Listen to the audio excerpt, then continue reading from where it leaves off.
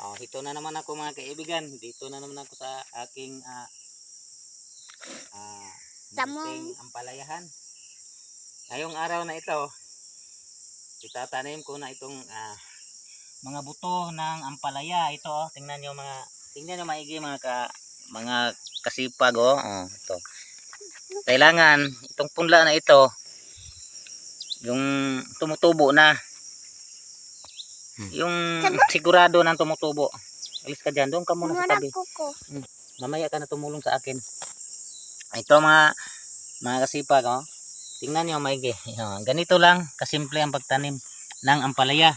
Ganin mo na sa daliri mong konti, yung mga 1 inch, kalahating inches ang lalim. Tapos ganon. Yan.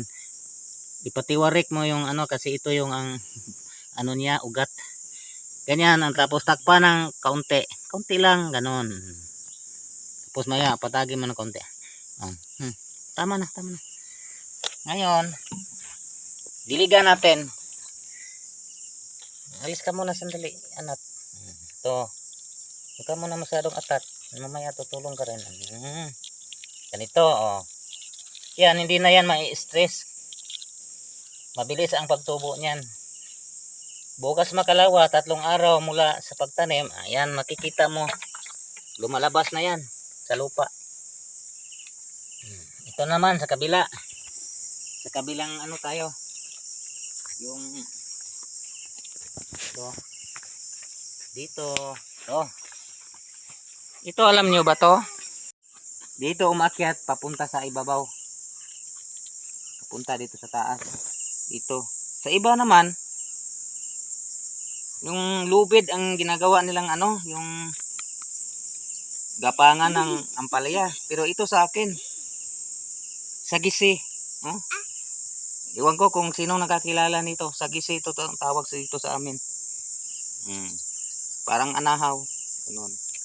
Ito, pangalawang bisis. Ito. Ganito lang. Pag mayroon ng ganon na tumutubo dito sa dulo ng buntot ng buto ng ampalaya, ito tatanim mo na to kasi sigurado itong tutubo. Buhay na buhay ito eh. Ganun pa rin ang yan.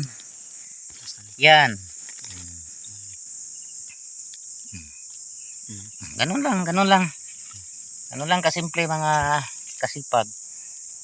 Kung nagustuhan niyo po yung aking vlog ng konting lang, like niyo naman ako at i-share kung nagustuhan po ninyo. Salamat. Okay.